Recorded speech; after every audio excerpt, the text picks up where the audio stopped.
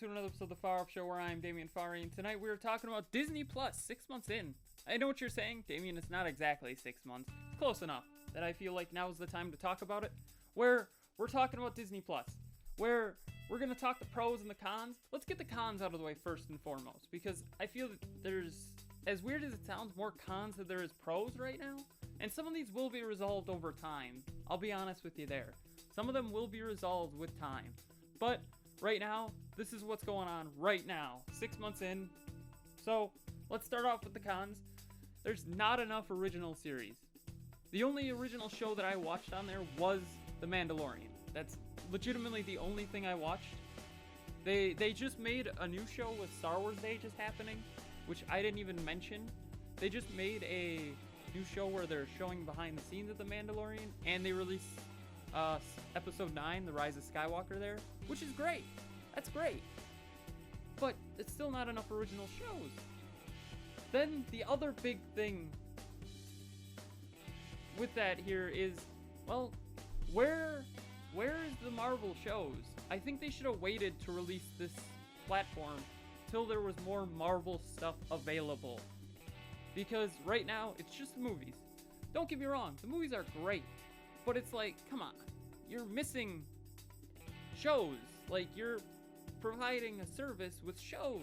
Like, where are the shows? I know there's one coming in August with Falcon and the Winter Soldier, which I'm hugely excited for, but it's still like, you're missing out. Then we also got Fox X-Men. Don't get me wrong, the X-Men movies, some of them are terrible. But why don't you have them on Disney Plus yet? Just put them on there. Same with all the Hulu content. Just slowly start bringing it over to Disney Plus. Get rid of Hulu in general, for the most part. No offense to Hulu. It's not a service that I use. Slowly just move everything over there. Make there be a Disney, like, R area that only adults can access with a code or something.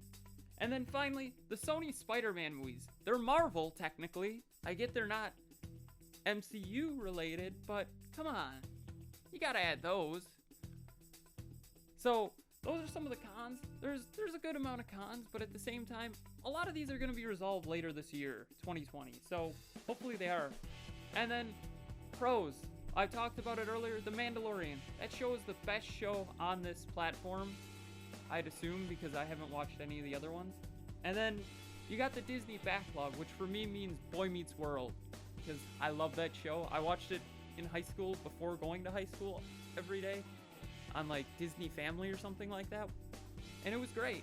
So, being honest, Disney Plus 6 months in is good, but it could have been amazing if they would have waited a little bit longer and fixed some of the kinks. The program itself, great. Easy to find what you're looking for, great overall, but there's not enough original series. I get it, Fox X-Men doesn't need to be there. Fox Fantastic Four isn't even there, too. And then Sony Spider-Man movies, they're not there either. So, hopefully they get these resolved soon.